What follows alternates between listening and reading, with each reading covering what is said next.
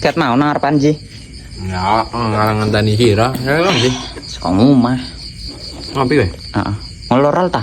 Baterainya ngetek e? Ngoloral. Heeh. Sira lagi teko ngoloral. Heeh. Lah ket mau ngapa nang omah?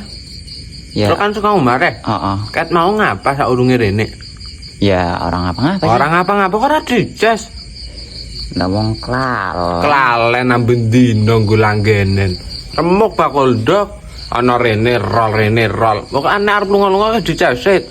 Nyong-nyong dewek arep adus raketang sedelo tak coloke. Arep madang delo tak coloke. Sak orane wis ngisi metu. Ora metu-metu di rol di. Ji ngecah ji. Ngesuk maning sang rol kalungan kabel men karo PLN. PLN we kabuk apa baterainya kebek.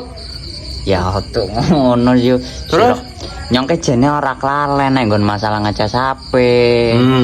Cuman kan tes mengene moro-moro baterainya 10. Baterainya 10 kudune awet Kim. Wong nggone nyong siji we awet. Nggonmu 10 kelong siji wis 9. Oh sih 10 kowe Malah guyu. Rungokke. Maksudnya nyongke 10% untuk baterainya ono 10. Oh, nang baterainya 10. Serpe akeh temen aning. Ora. 9. Ngesuk maning dices. Ora lunga ngecas lunga ngecas. Oh, sanu sira nek dolenen arep metu. Wah, tak entek keset baterainya piye. Nek entek ngecas nangone.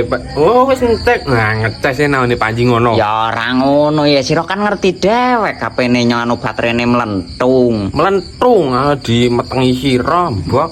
Cok.